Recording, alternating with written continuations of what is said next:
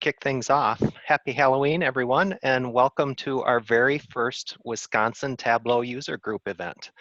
What a great day for a virtual tug in Madison. We are getting 3 to 5 inches of snow today.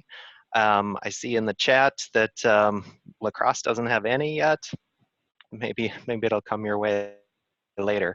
My name is Patrick McCormick from the Madison Tug, and I'm happy to be working with Brandy Beals of the Milwaukee Tug to bring this event to you. This event will be recorded and shared to registrants and available on YouTube, like all the Tableau events these days. The intent of this new virtual tug is to provide a new channel for our data family to connect and stay in touch regardless of your geographic location in the state, and anyone else that wants to join us from out of state. For those of us working from home, we don't even have to get off the couch unless we have to go out and shovel. So feel free to keep the chat going as we come along here, but if you have any questions, please post those in the Q&A, and we'll get to them throughout and wrap up with Q&A as well. So with that, let's take a look at our agenda for the day.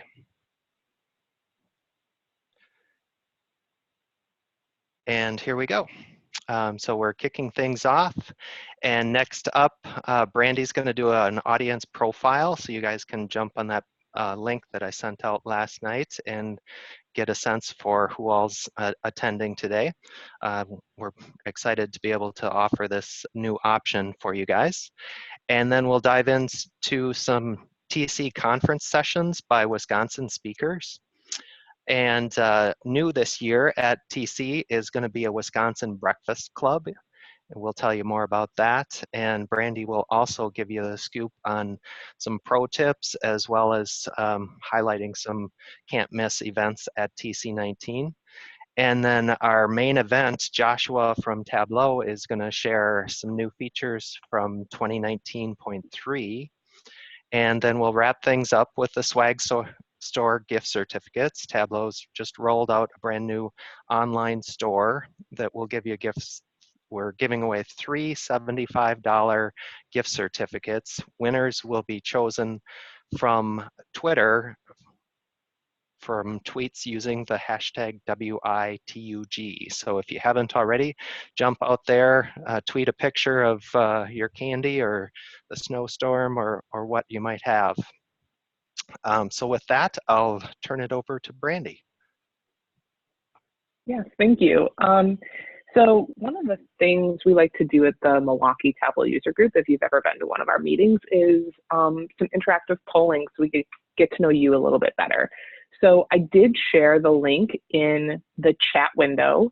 So feel free to click on that, and you will actually see it as well right here. So we also use the QR code. I don't know if that's like easier if you're on a mobile device or something. And in just a second, I'll open up and start the poll. So for right now, you'll probably just see a landing page. One thing I did want to mention real quick is if you are going to use the chat window, by default, I think it's set to sending chats to all panelists, which are just going to be like the folks kind of like presenting today. But, you know, given that this is a community event, I suggest you actually in like the drop down within the chat window, select all panelists and attendees, so we can all see your wonderful posts. And then just one other thing, if you're not familiar with Zoom, like I'm not, there's actually a separate Q&A window, separate from the chat. So it just makes it easier to kind of not lose track of your questions. So if you have any fun comments, that's for the chat. Any questions, that's for the Q&A section. So, all right. Just wanted to clarify that. So I'm going to hop over to our poll. Hopefully you all have the wonderful link that I sent. And you should now see the first question appear, which is, how long have you been using Tableau? All right, we've got quite a lot of people with a few years of experience, quite a few Yeah, this is fantastic.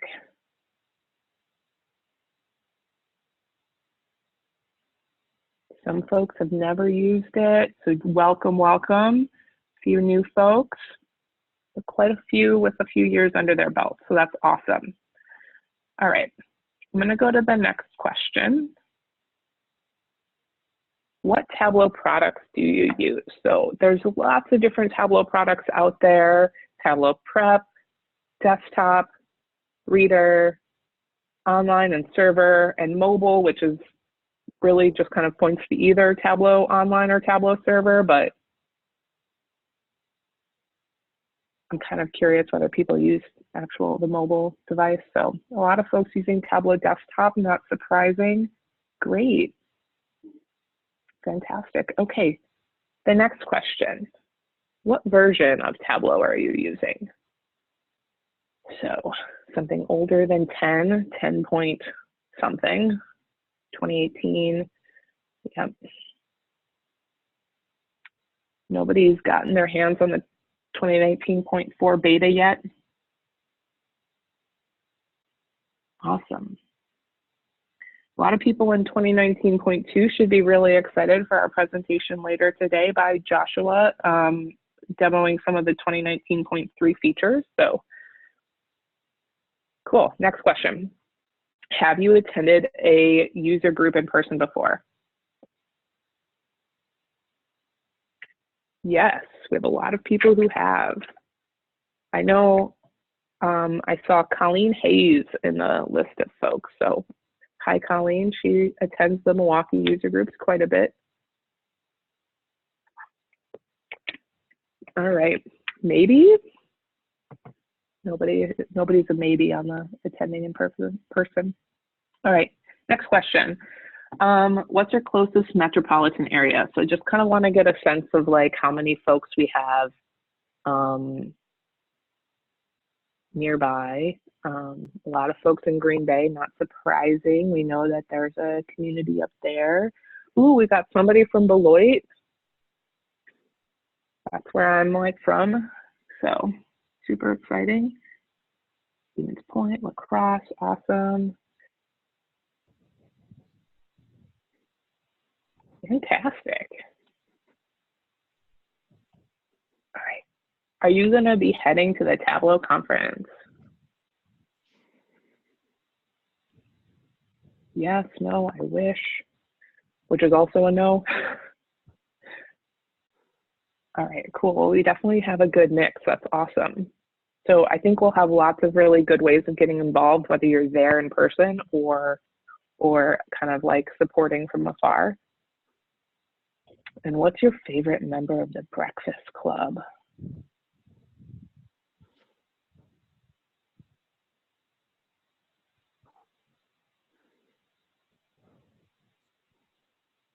Haven't seen the movie. The Rebel. Cool. Okay, yeah. People who chose the principal, that's pretty great. Fantastic.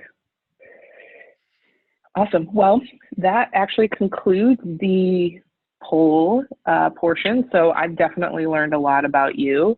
And we're going to actually switch back over to the presentation and continue on with our agenda for today. But thank you so much for participating in that. It's always fun to kind of get to know you. All right. So the sessions at TC 19 this year, or Data 19, on the Tableau conference, which is in just a few weeks, like 12 days actually. But I think it's pretty great because we have quite a few people from Wisconsin speaking there. So the first two sessions on this slide are folks that regularly attend the Milwaukee Tableau user group. So Bruce is from Schneider Electric, and he's talking about user engagement, which I think is just kind of a big theme, I feel like just generally, right? Data literacy, getting people to invest their time and energy into Tableau. And so he actually, last week we had our Q4 Milwaukee Tableau user group meeting, and Bruce and Dustin both gave a demo of their presentations to us, and I gotta say, they're both phenomenal. So if you're going to the Tableau conference, you should absolutely check them out. They're both fantastic. So yeah, Bruce definitely talks about how to get folks all around your organization to get on the same page and leverage all the capabilities of Tableau. Dustin's presentation, it's very, there's so much that you can talk about if you're giving a presentation, but I loved that he focused in on kind of this one concept of this 80-20 rule and how MasterLock has used it to simplify their business and how they kind of use it as a standard measurement. So really cool presentation. Definitely should check both of them out. They're definitely worth it. So I'm going to actually turn it over to Patrick to talk about the third session because he's actually the one presenting. Thanks, Brandy. Yeah, I'm privileged to present with Zen Master Bridget Cogley, who does just phenomenal work. And we're going to share a use case from a client called VoiceBase. And I'm excited about the whole thing. So the use case itself with VoiceBase is pretty fun because it's not a typical data use case, if you will. So with VoiceBase has an API that you can send an audio file to, and out the other end comes a JSON document with an enriched transcription. So not only the words that are spoken in the audio file, but then the content is also categorized and just lots of rich data in there, but that rich data produces a complex JSON document that is a little tricky to consume in Tableau. So we'll talk about how to do that, and Bridget will share some of her Zen Master wizardry in Tableau, including sets. So should be a lot of fun. And actually a fourth speaker that we don't have listed on this slide is Cole Knaflick, who is now a Wisconsin native, as some of you know, since she recently spoke at both the Madison and Milwaukee Tugs in person. So she'll have a session at TC19 as well that you'll definitely want to check out. I believe it's a keynote presentation, actually. So yeah, lots of good stuff. And one other thing that just came up in the chat window, Sarah Weber is actually doing a 15-minute session that was just added to the schedule. And the topic is building a thriving Tableau community within American families. So we actually have 5 folks from Milwaukee from Wisconsin doing presentations. So super exciting. Awesome. Yeah, Sarah's a pro. She's presented at TC19 before, and AmFam has a really mature, robust Tableau community internally that she heads up. So definitely check that one out as well. Cool. All right, what do we got next? All right, this is our Wisconsin Tug Conference app hack. So if you want to let other people know that you're at conference and be able to connect with other people at conference, what you can do is go into your profile in the app, and after your last name or after your first name, add hashtag WITUG, and then save your profile. And then as you can see with the right screenshot, you can then search on that hashtag and find people from Wisconsin that are at conference, and you can say, hey, what time are you going to show up for breakfast tomorrow, or make other arrangements. So that's our new conference hack. And then the Breakfast Club information, we've got a map on the next slide. So the Data Village, so those of you that were at conference a couple of years ago in Vegas, it's at Mandalay Bay again, and you're familiar with the Data Village from conferences past. There's a community area, and there's a big dining spot kind of just to the south of this in the floor map. but the community area itself will have a smaller set of tables where we can meet. So this is just a casual place so that a lot of times breakfast can be an in quiet time. But this spot is where we'll plan to meet up for breakfast and be able to talk about snowstorms and all things Wisconsin. Yeah, yeah, I know we've, Patrick and I were talking about this, and we've tried in years past to get together as like a Wisconsin group, and it can be tough to fit more stuff in your schedule. And we thought like breakfast is the perfect time. It's a little bit slower. You're kind of like, still waking up, trying to track down coffee. And we just figured it's a perfect time. I know that for me, it's always like nice to kind of kick off my day with some good discussion, and it's usually probably the slowest part of my day. So I'm definitely looking forward to meeting up with everybody at the conference. If you can join us for breakfast, that would be great. It's just going to be a standing meeting every day. What time is breakfast again? So we have a few questions in the chat. Sarah Weber says, what was the hashtag for our profiles? WITUG, yes. And I put it in my last name so that, like, if you put it at the end of your first name, it's going to say Brandy, WI Tug Deals, which, I mean, it's cool. That can absolutely be my middle name, but I put it at the end of my last name. And then Tammy asks, what time, again, is the breakfast? Pat, do we know what time breakfast is? It's a good question.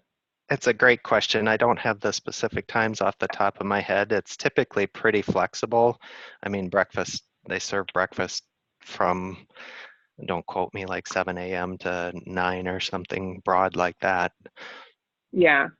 Well, because they always start the day off with like a keynote, I think. So it's kind of like, I don't know how early I want to commit to getting to breakfast, to be honest. But it looks like the first keynote on Wednesday, for example, starts at 8:30. We probably want to get there a little bit early. You know what I mean? Because like you're trying to fit 17,000 people or however many people are attending into this auditorium. So usually I like to leave a little bit early, like try to wrap up breakfast by like maybe 8. So I think 7 is good. I'll probably be there pretty early. Yeah, and Sarah Weber mentioned in the chat that each day's schedule is in the app, so you can get specific hours there. Yeah. So on Thursday, the keynote devs on stage starts at 9 a.m. So like in that particular example, maybe we do like 7:30 to 8:30, like about an hour and a half before the keynote starts, something like that. Sounds perfect. Yeah, great, really good questions. So looking forward to meeting you guys.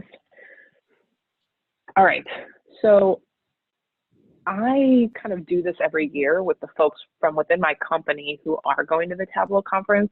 We meet up in advance and we kind of share details about like, what time we're getting into, wherever we're going, in this case, Vegas, what hotels are we staying at, things like that. But then we also talk about some just like pro tips when you're going to the conference. If you've been to the conference before, you probably know all of these. You probably have your own pro tips. But these are kind of the ones that I go through. So if you're going to the conference, the first thing I start with is kind of like, it's a casual conference, right? For the most part, you're not going to see people in like business attire. Like you'll probably see people in jeans and t-shirts. So I would say be comfortable, wear good shoes, like you're going to be walking a lot, jeans and a t-shirt for sure, but also like a warm jacket because it can be cold in these conferences. So that's usually what I do. If I'm getting really fancy, like maybe I'm meeting my account rep for lunch, I'll maybe wear a blazer over my t-shirt. So nothing too fancy. Definitely just be comfortable. I always like leave my laptop in my hotel room, unless you're doing a hands-on session, which I think in the past they even had like computers set up at the hands-on session. So like, I don't bring a laptop. I have my iPad to take notes, but even like I can even take notes in like a notebook. So I don't bring anything that's too heavy, but I definitely bring my backpack because there's all sorts of fun stuff that you can get either from the Tableau store or just the vendors in general are always give away cool t-shirts and fun stuff. Like I know in the past, like Interworks has had cool socks and like there's Alteryx has had like stuff too, like hats. It's just cool. So I definitely bring a backpack though. And I actually bring my own water bottle. I've found it hard, I guess, a little bit to find like, you know, they give you tiny little glasses of water and I drink more than that. So I usually bring a water bottle and I fill it up at the hotel or at the conference. So that's kind of how I prepare for the day. Yeah, Joshua is saying like never leave your room without your conference badge. That is for sure. You cannot get into anything without that badge. So yeah, absolutely. So definitely bring those things when you're planning your session. So it's a little bit late for this now, but I think if you've been to the conference before, you know that, you know, sessions fill up. So you want to register really early. You kind of want to have a backup in case, you know, a session does fill up, like what other ones can you go to? You know, Tableau has kind of released more seating depending on, you know, the popularity of a session. They may move it to like a room that has more seating available. So definitely check the app out and continue to just kind of check it out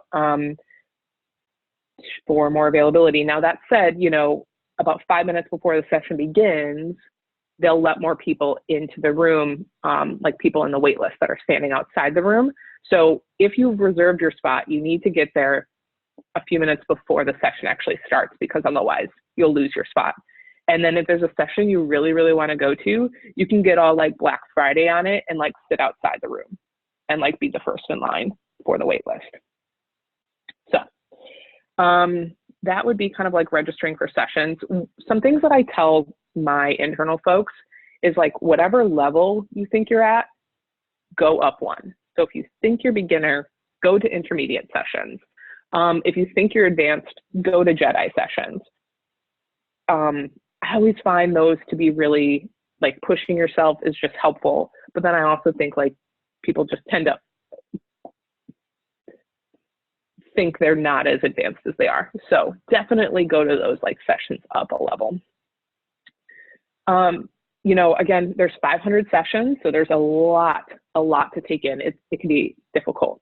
So one of the things I've started doing is kind of like coming up with themes. So like a theme for me this year could be like AWS or Salesforce or data science and machine learning. And so I will just use those as keywords and search for sessions that I'm interested in. And that just helps me kind of like narrow down the sessions, but also, you know, kind of come away with a really cohesive picture of something at the end. That's just something that's worked for me. I have found, so the hands-on sessions are really good, but I tend to only do one a day at the max. Like there was one year I tried to do like multiple sessions or like multiple hands-on sessions. Like that was what I was going to do the entire conference. And they're a commitment, right? They're like 3 hours long. And so if you go to a 3-hour hands-on session, you miss 3 smaller breakout sessions. So I tend to only do like one hands-on session a day at the maximum. And I probably actually won't do any this year. I'm just going there to like, I feel like the breakout sessions are like, get inspired, know what the art of the possible is. And I will do the hands-on stuff later, you know, because, and then I'm sure you all know, right? There's lots of resources available even if you're not at the conference, right? So the free on-demand training on Tableau's website, you know, the community is just fantastic with their blog posts and things like that. So lots of different ways that you can get that hands-on experience as well. Okay, so I'm just going to take a quick look. We have people saying like bring chargers and coffee and snacks and comfy shoes. Yes, absolutely. Yeah, they definitely had water dispensers at the conference last year. So bring reusable water bottles. Absolutely. Yep, register early for the hands-on trainings if you want to go to those for sure. And I know, like, at least in years past, they've done certifications both before and after the conference. So I actually found, so I've done a certification at the conference and one remotely, and I find doing it at the conference is a much better experience. Not just mostly because like the environment's already set up for you. If you do it remotely, you know, somebody has to be a proxy and they're like watching you through your laptop, and you have to have a very clean environment and stuff like that. I just found that taking it at the conference removed all of that for me. So get familiar with the map so you can plan your travel time. That's a really, really good tip. And then if you plan on going to the Tableau doctor, sign up early because they get booked up on the first day for the rest of the week. Now, I'm curious, can you sign up on the app now for that? Or is it like once you get there at, you know, in Vegas, then you have to sign up? I'm curious about that. So Josh, if you know. Yeah, so this is Josh. Can everyone hear me? Yeah. Yeah, you should be able to sign up on the app. Cool. I haven't tried it though, so I can't guarantee that.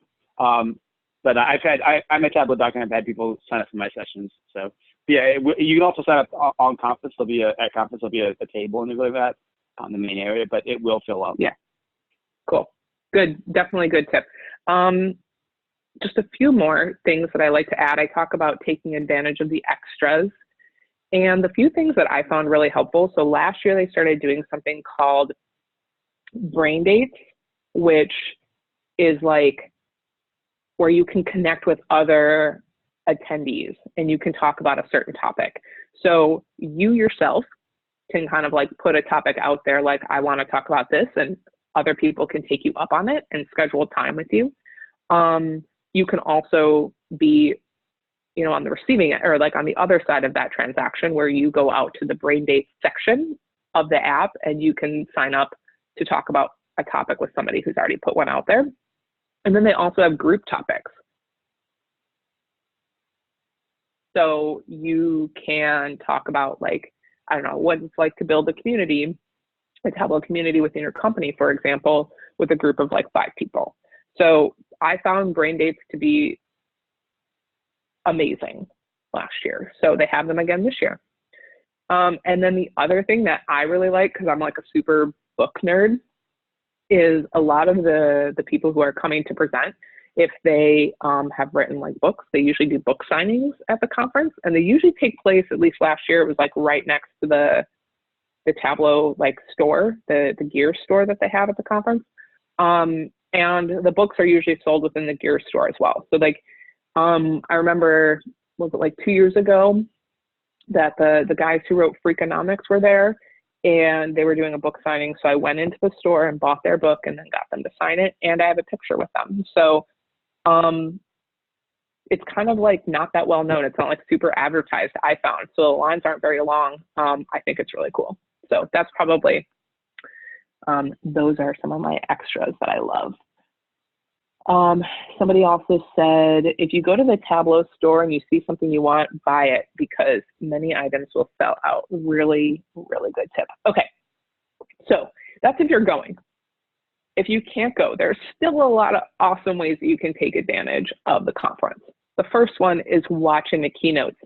So that link that I have right there, I'll share it in a second in the chat window, but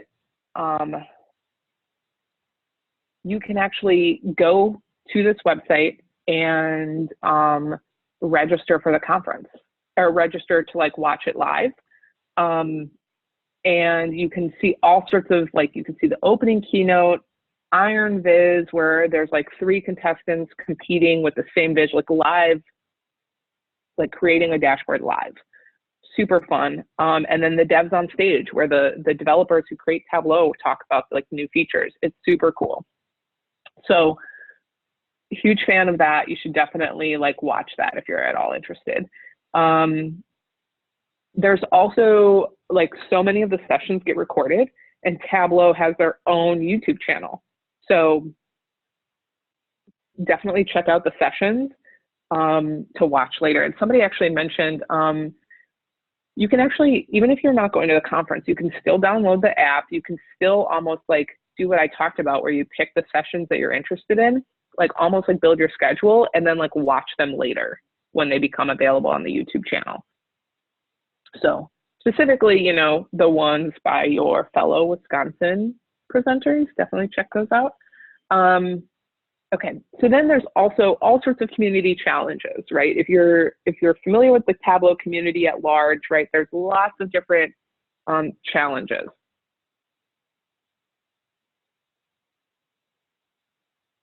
Excuse me. I just had to cough there. But things like Makeover Monday or like Workout Wednesday, things like that, all sorts of awesome community challenges that they take place live at the conference, but you can actually participate remotely as well. So, so this is the Tableau, sorry, real quick, Tableau YouTube page. There's all sorts of cool playlists that you can check out. So, you know, there's Tableau conference playlist, so you can definitely check that out and stay involved remotely. But I wanted to give a shout out to this this blog post. I just found it on LinkedIn the other day, and they actually talk about like how to prepare or like how to take advantage of the conference if you're not able to attend in person. So we already talked about the keynotes, but then there's also the ability to participate in the live challenges. So Makeover Monday, Workout Wednesday, and so on. So you can absolutely still get involved with those remotely. And then also like following people on Twitter. You know, he talks about specific individuals, but I just follow like the hashtag on Twitter, Dana19. It's super fun to kind of participate that way as well. And then registering early. I guess that's my last pro tip for those who can't make it this year, but maybe want to go next year. If you can register before the end of the year, it's like the cheapest price you're going to get. And I've definitely convinced my boss pretty consistently that that's the best option. It's the cheapest thing that you can do. So maybe you have some budget left over that you need to spend by the end of the year, spend on a conference for next year. All right. So those are my pro tips. And I know that you guys have been sharing your pro tips, but are there any other ones that you guys want to share that I maybe did not cover? The only one that I'll say, this is Josh, everyone, is if you plan on going to Data Night Out, try and get them maybe a little bit earlier than you might think, just because, you know, when you get 17, 20,000 of your closest friends in a space, sometimes getting in and out can be a little difficult. So make sure you pad a little extra time for that. Yes, really good point. And we did learn that Data Night Out is not within walking distance, so that'll just kind of be another thing to factor in. And then where can you change your name on the app? Let me just go back to that slide real quick. So I think in the upper left-hand corner, you can choose the like little hamburger menu there, and then there should be like your profile listed right at the top. And if you click on your profile, you then have to click View My Profile, and then you can click Edit Profile. So that's how you do that. Yeah. Okay, great. So thank you all so much for listening to me kind of run through all of those pro tips. I really hope that you guys can get involved, you know, whether you're there or not there, definitely follow along and participate. It's super cool. I particularly like watching the keynote live and following along on Twitter when I can't be there in person. So I'm actually going to turn it over to Joshua Rao now. He is a sales consultant with Tableau. He's been with the company for over 3 years.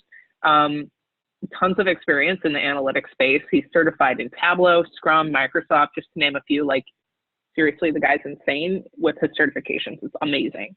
And so he's going to be showcasing some of Tableau's like features. Sorry, I kind of went through this slide really quickly. Lots of community events if you're going to the Tableau conference. But back to Joshua. He's going to be showcasing some of Tableau's latest features today. So I'm going to turn it over to Joshua to give us a demo of 2019.3. Okay, give me 1 second, everyone. Okay, let's see. Hopefully this will work. Okay, can everyone see my screen? Looks good to me. Yep. Okay, so can you see a PowerPoint slide with? Yep. Okay, perfect. So thanks for the introduction. There is one thing that I do want to point out for those of you who don't know me, who've maybe never met me, and this is just really as it pertains to conference here. So also for those of you who just, this is not quite obvious in the picture here, I'm the one on the right, not the left. But I do have an identical twin brother. I'm not joking. He does work at Tableau. He's a sales consultant just like me. So if you think you see me, you think I change clothes a lot or that I'm really fast, it's not me. And just to kind of prove that point, this is not me holding my daughter, Ayla. This is my twin brother, Adam. So we are identical. Just keep that in mind if you want to say hello or something like that. He might act weird. Okay. Other quick plug. I'm also doing a session at TC, Tableau forecasting. Forecast looks bright. It's Friday, so the night after data night out at 10:30. So you know, if you want to get up and talk about forecasting and what we can do natively, and also using some of our other methods like R and Python, it'll be a great session about that. But it will be recorded as well in case you can't make it. So there's a lot to talk about. 2019.3 was a huge release, but primarily I'm going to focus in on these 3 features here. So explain data, the Tableau Server Management add-on, and then also the data catalog add-on. And we'll just kind of walk through in this order. And if we have a little bit of extra time, then we can kind of delve into maybe some other features, and then also maybe talk a little bit about what can be coming. So let's talk a little bit about what is explain data. Well, explain data, it really just helps you kind of understand the why behind the what. So you can inspect and uncover and dig deeper into the marks in a viz using explain data. And what it gives you is actually a new window into your data by proposing statistical explanations for a selected mark, including potentially related data from the data source that isn't even in the current view. So explanations for your information and visualizations on the data points might be affected by different values. And you want to be able to understand kind of like what is it that's actually causing these underlying outliers that I'm seeing. So let me just go ahead and, rather than kind of jumping in and you know, talking about it for the next 5-10 minutes, let's just go ahead and jump in and see what it looks like. So can everyone see my desktop screen here? Yep. All right, perfect. So here we are. I'm in version 2019.3. I think I'm still on the .0 version. I know I need to upgrade. But we're going to start out by looking at the ever famous sample superstore data set that comes shipped with Tableau. And let's say, for example, we'll just kind of kick it off with something a little easy. So I'm just going to very quickly look at my sales, and we'll change this to look at my order date. And I want to look at this at the day level. So nothing, you know, nothing out of the ordinary here. But as we're kind of like looking at our daily sales, we can start to see a little bit of ebbs and flows. And we see some peaks and some valleys. Some of these peaks tend to be right around some maybe some particular holidays or marketing campaigns, etc. But as we kind of look at this data set in its entirety, we notice that one of these is not like the other, and that's really this one right here. So in particular, what happened on this date that caused it to be so much higher than everything else? Well, previously I might have to go in and duplicate this visualization, start doing some analysis, et cetera, and that's a good journey. But sometimes I just need that little kickstart. So I'm just going to click on the mark, and now in my tooltip, I have this option to explain data. So I will click here, and what's happening in the background is when I click explain data, against my entire data set, I'm running a lot of Bayesian non-parametric algorithms. Don't ask me what that means. I just like saying it. But essentially what happens is we can see what are some statistically relevant causes for that particular data point being an outlier. And here we can see that, okay, yes, it is higher than expected. And I get some of the expected range. But I can see based off of this, it really is just a single value. It talks a little bit more about what's actually going on underneath my record. So this mark contains 11 records, of which one is actually a single record is $22,638, and that's really increasing the sales. And if we excluded this, this would be what my actual sales would be. So much more in line with what I'm seeing. And it actually pulls out the actual record itself right here, so I can just quickly see what's going on. Now, another nice thing about explain data is many times, even though you understand a little bit more of the why behind the what, you might want to use this now as a separate stepping off point for further analysis. So I can go ahead and just add this visualization here, add a new visualization in my workbook, where it actually calls out that particular outlier. But if I wanted to, like another question might be, okay, well, what region was this in? So I'm just going to put region on color, and we can see that, okay, it's in the South region. Well, what was the ship mode? So maybe I'll throw ship mode onto rows. And again, we can see that it's in the South standard class, so on and so forth. So again, kind of kickstarting that analysis with the why backed by statistical machine learning. Now, this example right here that we just kind of looked at, this is kind of a little bit basic. There's really only one single outlier for this. So what happens if we want to kick it up a notch and make it a little bit more complex? Here, we're going to be looking at data, and this data set is the average duration of home ownership for different areas of London. Now, we can see here that as we get further away from the city center, people tend to own their homes a little bit longer. But the closer we get to the city center, it gets less and less, and this is based off of the color that we see. However, one of these is not like the other in the sense that there's this borough called Newham, which actually has the smallest duration of home ownership. And this might elicit a question as to, well, really, why is that? What's going on here? So again, I'm just going to click, and I'm going to choose to explain my data.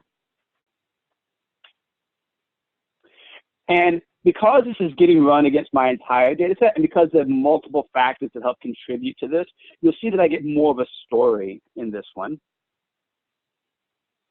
So here what we see is that this duration is lower than expected, and here's some explanations here. So number one is that for this particular area, we have a column in our data set called residential group, and I can see that compared to all other categories across my data set, there's actually a pretty high number of young ethnic communities in this data, or in this particular area. Couple that with this other category called housing affordability, and I can see that it's actually, the housing affordability is actually extremely low, meaning that real estate is very expensive there. Couple that with the median age. This shouldn't be surprising here because we already know that a lot of young people are living there, so the median age is about 32 compared to all other categories. Couple that with the fact that as a percentage of my population, a very large percent of these people are not retired, or retired, less than X percent. So basically, what do we know about this data point? We know that some potential explanations for this are that you have a lot of young people living in a lot of very expensive housing. They're not retired. Retired people tend to stay in, own their house a little bit longer. And we also know what their median age is. So from here, again, if I wanted to actually just go in and continue my analysis using that data point, I can.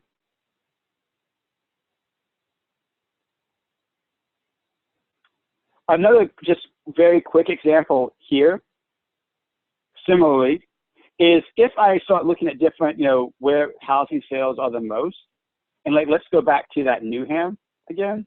I can see here that there's this huge spike in terms of the total housing sales.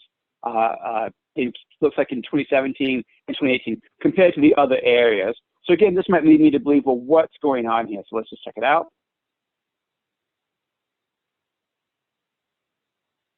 And basically, this one is caused by the fact that we actually had a new building that popped up in that area. So the fact that, now there's actually a lot more real estate in the area led to a lot of new building has to be populated by new tenants. More people went in and went out and bought apartments in that building. So very simple explanation. But I can also look at different, whatever the measures appear in the data set, I can actually look at those as well. So we have, the difference between the number of sales and the number of housing sales. Now this one actually doesn't really have anything because it's not that far out of the norm. But if it was, it would say that as well, which actually is actually a really good thing. As I was demoing this for a client the other day, we found something that was in fact not an outlier because there weren't any real, it actually said like this is within the range of normal possible outcomes. So, good to know there as well. Okay. So moving along, we're just going to jump into talking about the Tableau Server Management add-on. This was previously known as Project McKinley. So if you start talking, you get conference and you talk to a few like dev people, you might hear some people still refer to it as Project McKinley. But if you hear that's kind of what they're talking about. And really what we're looking at here is organizations want to run Tableau Server as a business critical platform. And there are really three pillars that we used to think about this: manageability, scalability, and security. So let's kind of talk about what that means in terms of the server management add-on. So we have some increased operational proficiency. This will lead you, particularly if you're in an AWS environment on EC2, you can deploy things like your Postgres for the first time outside of Tableau using Amazon's RDS. You can also use the KMS if you're doing extract encryption at rest, which was in 2019.2 or 3. They kind of meld together to be a little bit, but you can use their key system for that. We also have some improved scalability, which talks more. This is geared more towards background management workloads. So, for example, today in the product, particularly if you're running prep flows, you can align your background list to run 3 tasks: all tasks, which is everything, flows, or no flows. However, with the server management add-on, you have more tasks you can designate that background. So, for example, maybe you have a pretty beefy backgrounder that's only going to, a backgrounder worker that's only going to move things or use, is only used for extract refreshes. So that's entirely what it's used for, no flows, nothing else. However, you also have maybe a little bit smaller background machine that's used for just subscriptions. So you can better customize the usage of these machines based off of how your users are actually utilizing the background process. And then I mentioned the enhanced security. This is really more of a, as I mentioned, using some of the AWS KMS integration. So let's go ahead and I'm just going to kind of quickly demo a few different aspects of this. Number one is the content migration tool here. So what this allows me to do is actually move content in a very easy way and make changes to that content from potentially one site to another, one project to another, one server to another. And especially in use cases where, like, for example, I have a template that I'm pushing out maybe in an embedded scenario or an OEM scenario, and I don't want to publish it up to the 30 different client sites that I'm operating. I can use this to kind of do that for me. So I already have one plan set up. We'll just go ahead and look at this. And very first, it just kind of walks me through exactly how I need to set this up. So where am I migrating from? So my source system and my destination system. I'm actually migrating things from one site on my environment to another site. And while I'm doing this, let me just go ahead and we'll just, I'll show you this just to kind of prove that I'm not lying. So I've got my development site here. I've got this sales certified right here. I'm going to go ahead and delete this dashboard. This is one that I moved the other day. Okay, so now nothing is going to be in this folder. And then I will go to this other site right here, my development site, where this is where the dashboard is. And I want to move this from this particular site to my dev site over to my prod site. All right. So that being the setup, what projects do I want Tableau to look in? I can choose to find that myself. What's key kind of next is what I want it to look for. So in this case, I've actually tagged the workbooks that I want to move with this tag prod. So Tableau knows, hey, don't move everything, only move the things that have been tagged with prod. Or in some cases, you might have stuff that's only published by a single owner who's really the person who, the quote unquote publisher. So maybe everything that's published by Jane Doe or something like that. What I want it mapped, in this case, we're just going to map it to the sales certified folder. Are there any transformations that I need to do? So maybe if I'm using something coming from a dev site, I might need, or a dev server, I might need to change the URL or do some text replacement, etc. Are there any data source transformations that I need to do? So maybe I need to point it to a production server as opposed to my dev server. And different publish options, so things like override, etc. And basically you can kind of go through this not only with the workbooks, but also the data sources as well. So I'll just kind of skip through this. Last, are there any maybe pre and post scripts that I want to run? And it will give me a summary of my plan options right here. And I will go ahead and click, yes, click run. And there are actually two errors on this, because I already have that particular data source in my library. It's actually publishing the content, but keeping the newer data source. So it's going to use that instead. But now, if I go back into my default site and my sales certified, you can see that now that content appears again. And you check the timestamp there to show that I literally just did it. Okay, so that's content management in a nutshell. Let's talk a little bit more about the resource management or the server monitoring. So this is a tool that allows you to essentially see what's going on in your server environment in near real time. So think about all those other tools you had to utilize to kind of get this set up previously. You had to utilize things like perfmon, logshard, checking out the different log files. You'd have to use your built-in reporting that we had. You probably have to create some custom Postgres reports to the repository, et cetera, et cetera. Well, with this, I can point the Tableau Server Monitor to my different environments and check out everything in near real time right from one screen. So here I can see I've got two environments. And it looks like, in this case, I only have one primary server. I don't really have any workers. But I noticed that I've had a few critical errors over the last couple of days, and I see that there are actually 170 instances. So these are things that I've designated as potential flags. So let's go ahead and look at this. So I can see all my different processes on this particular server, what my disk queue was. If I go get an overarching look at the environment here, it looks like, based off of this, that I see a pretty high load time right here. So this is something that I want to actually focus in on. Now this will take me into what was actually going on during that time. So I can check out things like my VizQL sessions, the individual workbooks, folders, etc. Were there any background tasks that were going on at that time? In this case, no. What kind of data queries were being rendered, and how long was the average duration of them, as well as the view loads and how long these took. And I can see that one of these took 6.5 minutes. So this might be something I want to dive into a little bit, as well as what are my slowest views. So let's go here. And again, I can check the load times, the VizQL sessions, what actual data queries were being generated at this time. So I can see here that one particular data query had a pretty large, decent sized row count here. So if I wanted to actually go in and see what was going on, I can check the query text, where it was going, etc. One of the key things about this, and we can spend a lot of time talking about this, one of the things I love about this, aside from just all the insight that it gives me in terms of what was going on, but is that I can actually create what are called chargeback reports. So a lot of times customers who have large Tableau deployments, they might have different methods for charging individual departments based off of their usage of Tableau. Well, this actually generates that for me. So based off of these environments for this date range, I'm going to download this report.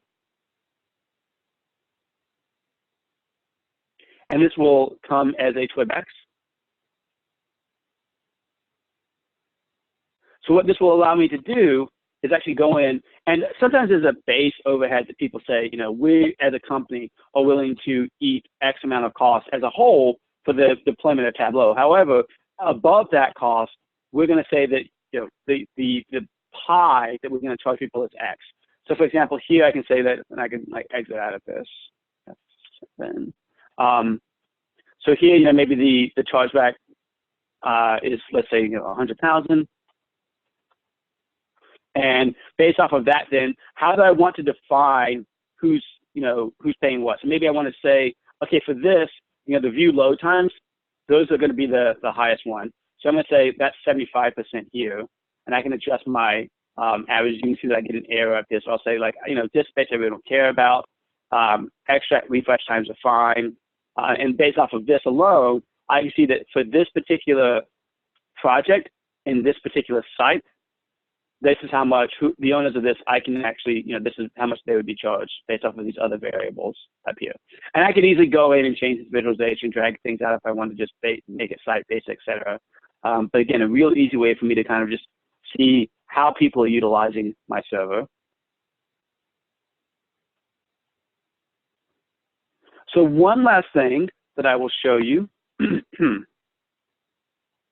is actually the data catalog feature. So really, you know, if we think about it, we all know that the reality of data is that the volume and the importance of data is not slowing down. In fact, it's actually increasing. And with this volume increase, we're seeing more complex environments. And also because every decision is being made in every direction using different data formats and stuff like that. We have a lot of different formats, modes, et cetera, that really adds to this complexity. Now, what is the result of all this? Well, in many cases, it's kind of chaos because there's a lack of trust in the analytics environment and also a lack of trust sometimes in IT, who in many cases are managing the analytics environment. So how do we help solve for this? Well, this is really where the Tableau data management comes in. So I'm sure many of you are familiar with Tableau Prep, which is our cleansing and preparation tool. Maybe another session for another time, we'll talk a little bit more about Prep Conductor. But for today, I want to focus in on the Tableau data catalog, which is a way for me to actually go in and see what are the downstream impacts of my decisions with data? How are people actually using my data? And because we wanted to make this both for the IT user as well as the end user, you'll see that anyone can actually use this, not just IT.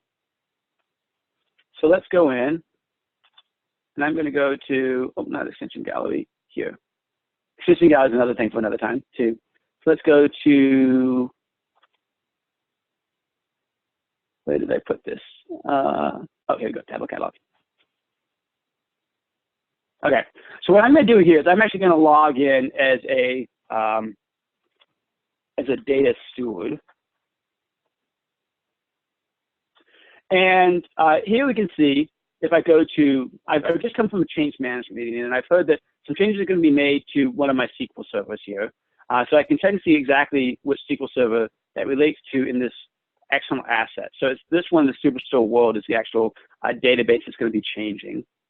Now, I know, based off of this meeting, that we're going to have some changes to my data. I can see that actually some people have come in and changed this already. So I can come in here, and it's going to be against this particular table. So we'll take a look at this. And I know that, for example, this region field is going to be changing. But one of the things you'll notice is that on the right-hand side, I start to get this lineage. So based off of this particular table, how many workbooks does it connect to, the sheets, the owners? In particular, this region field here, I now see that, okay, within that this table, it's used by 8 workbooks, 15 sheets, and there are 5 owners that might need to know about this particular change. So let's go ahead and email them. And I can choose to send them an email, so on and so forth. I they've changed my permissions on this. This is why sometimes this demo environment's a little, everyone gets to use it, so sometimes there are those errors. But given that, I could go in and change the quality warnings here. So you can see here that someone's actually come in and said that, we're going to have some stale data. It's going to be under maintenance, so on and so forth. And these quality warnings can be edited by any given user, or any given user with permissions. So then as an end user, what I might end up doing is, let's say, for example, I come into this dashboard. Any changes or notifications, etc., that I might need to know about as an end user are going to be displayed in this data details tab right here. And because someone's already come into this dashboard before, there's not this little information icon or this little exclamation point to better draw the eye to it. But in any event, I can click on data details, and I'll get a detail of, oh, looks like someone's actually changed my permissions to this completely. Let me just go into my own environment. 1 second. So let's go to this.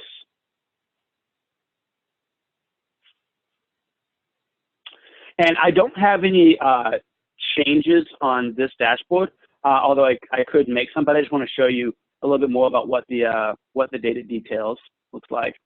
So you can tell it, see, I forgot to feed the hamsters this morning. They're still spinning.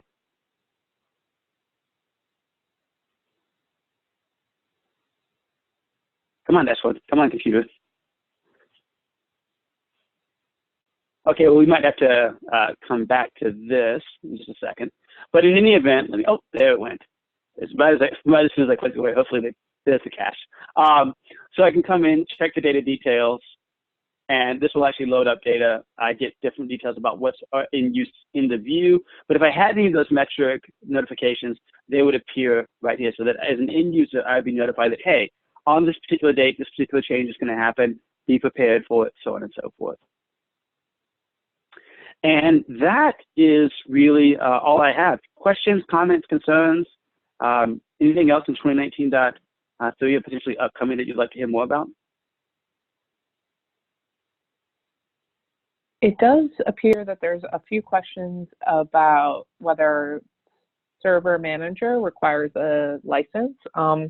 And Patrick did include a link, but I'm curious about some of because you covered a few things today. Mm-hmm. Do they all come out of the box, or is there additional licensing, and what does the setup look like? Yeah, so great question. Both server management and data management, they are add-ons to server, so they do require a separate license from the server deployment. Those kinds of details will really be better discussed with your individual reps. In terms of the setup, you need to be on version 2019.3 to take full advantage of them. And then you would just pop up the license key and then refresh, and so some of the processes would start appearing. In terms of the data catalog we just looked at, Tableau is automatically going to start indexing all of your metadata after the data management add-on is turned on. So there's really no setup post that.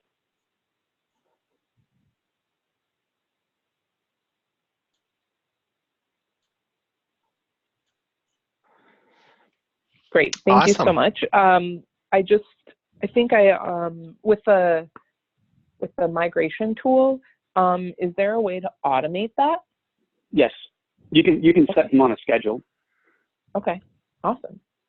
All right, are there any other questions for Joshua either in the chat or in the Q&A?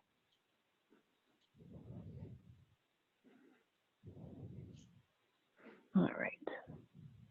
I'm not seeing anything else, but Joshua, is there a way that people can contact you if they do have questions? Yeah, so I don't think I had it on my opening slide. Just give me 1 second. I'll just put my contact info up real quick. So let's see.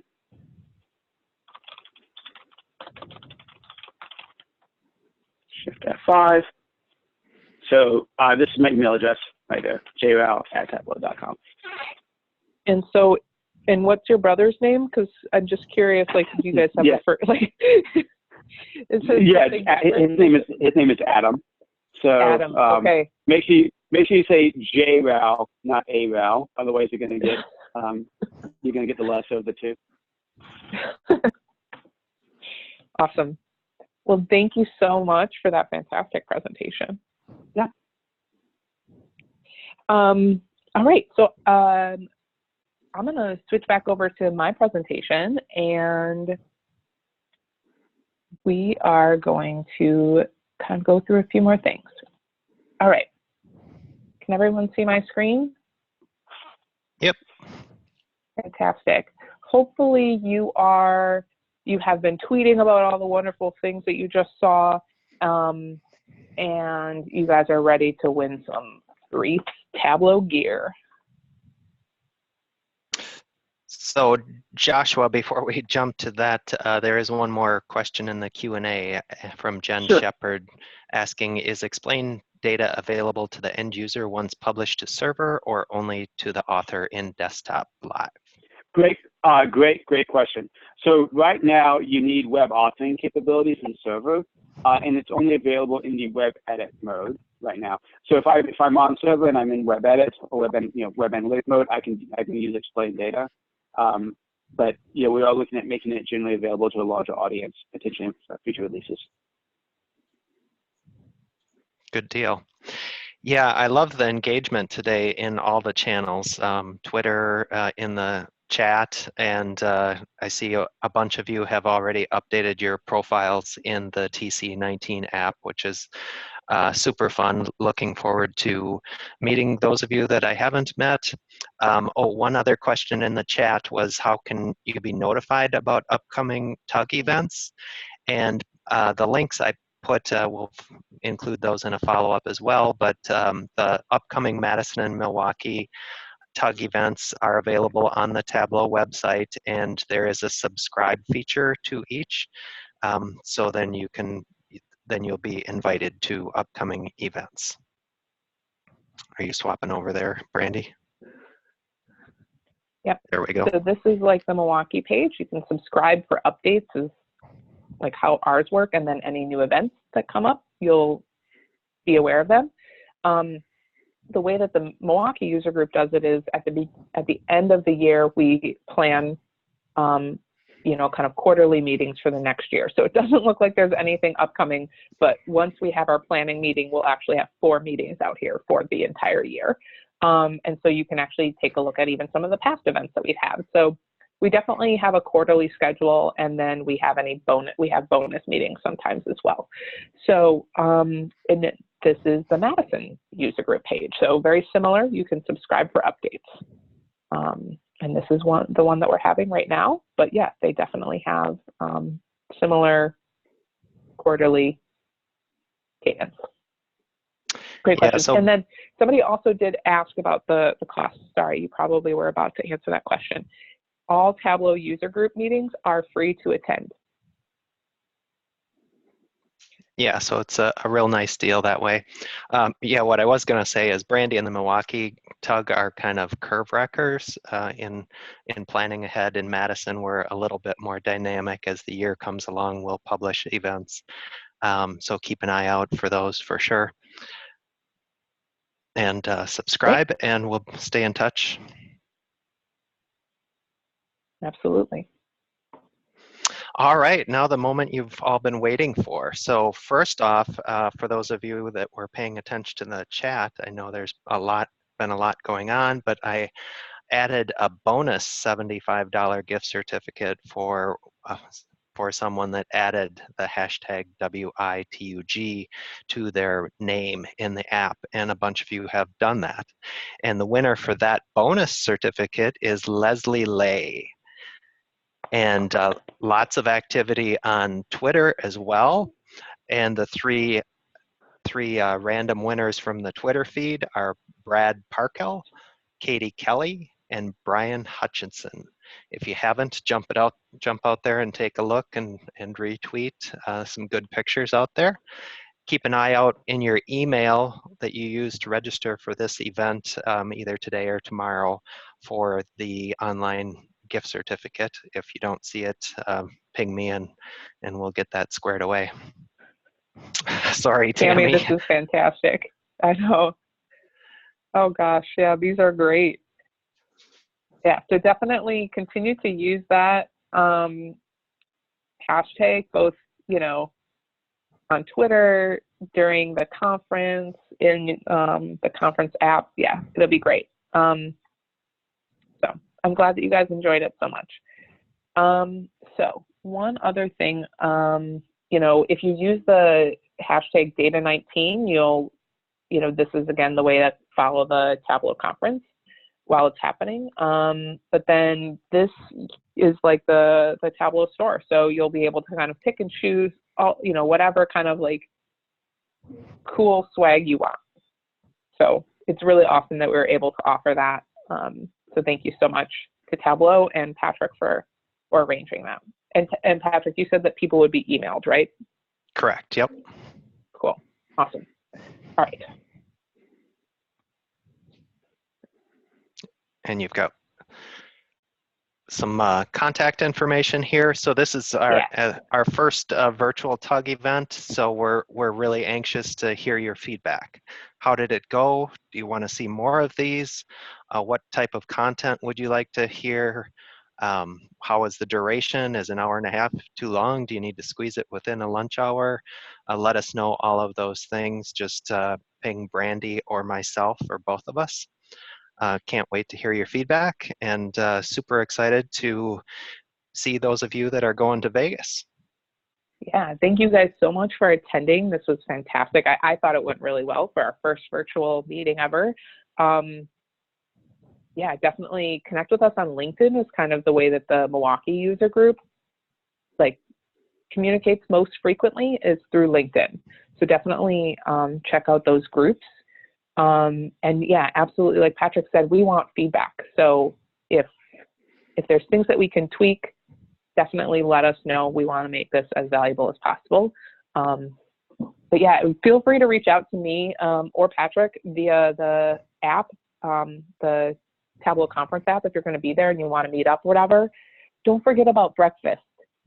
It's a really important meal, and we'll be there. So this is Josh. One last thing that just kind of talking about feedback, if I may offer one more TC tip, is, please, you're going to hear this at every session, so I'll just say it now. But please, at the end of every session, go in to the mobile app and provide feedback about the session. It is really important with us. We really do read every comment and try and use that to cater the sessions to our end users' desires in the coming years. So please, please, please go in and do that. Yeah, again, somebody just asked because they missed the beginning, but every day of the Tableau conference, we're gonna just get together casually and have breakfast together. So it's just gonna be probably about an hour and a half before the keynotes, and it's gonna be by the data village. So, it's in the data village by the community, something like that. Patrick will probably have more information, but can you speak a little bit, Patrick, about are we going to be able to send out the PowerPoint to folks? Can we email it out to everybody who registered? Because I know we covered a lot of information. There's a ton of links in here. Yeah, absolutely. I've been taking some notes on additional links that we need to follow up on. But yeah, everyone that registered for the event will receive a follow-up email with the deck and all the content for sure. Awesome. And yeah, just to add on, the breakfast area is, there's a community area in the larger data village, and just to the right side of the community area is a row of tables where we'll plan on meeting up for breakfast. There you go. Fantastic. Thank you all so much. Definitely keep in touch. And we'd love to do this again. So if you guys found it valuable, we want to know. So reach out. Absolutely. Happy Halloween, everyone. Thanks, everyone. Thank you all so much. Bye.